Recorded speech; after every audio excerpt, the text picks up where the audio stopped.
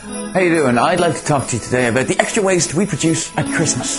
For instance, did you know that 1 billion Christmas cards will be sent this Christmas? That's 17 cards for every man, woman and child. That's 17 moments of happiness for every woman and 17 moments of total apathy for every man and child. 1 billion Christmas cards. It's staggering to think that that many people haven't heard of email. You should recycle them as part of the Woodland Trust recycling scheme in conjunction with Recycle Now. Well, either that or I suppose you could just use them again, you know. Change from to and change to from, you know. Even you can cross out Christmas and write birthday and cross out Mary and write sorry I forgot your. Each family in the UK will throw away 5 sacks of extra rubbish over the festive period.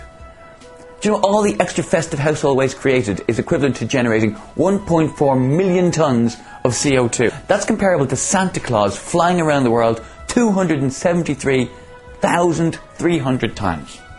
That's obviously, if you were to take a plane.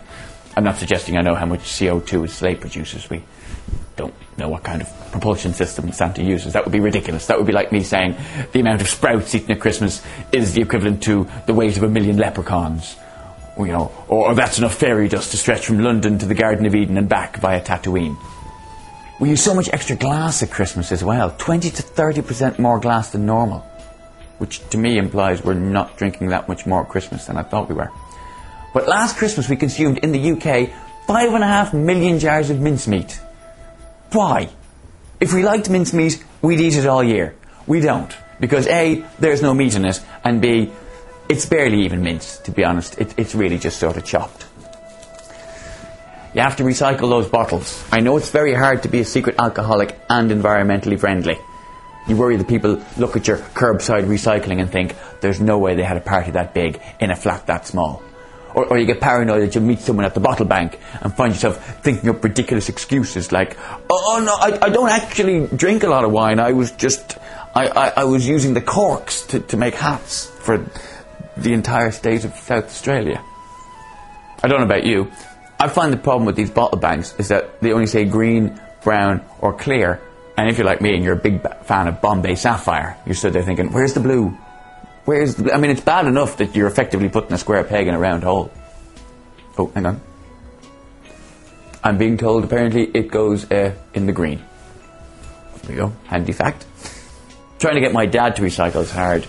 He's one of those, what's the point in recycling? What difference can it make? I'm like, well, Dad, you've a very environmentally friendly attitude to jokes.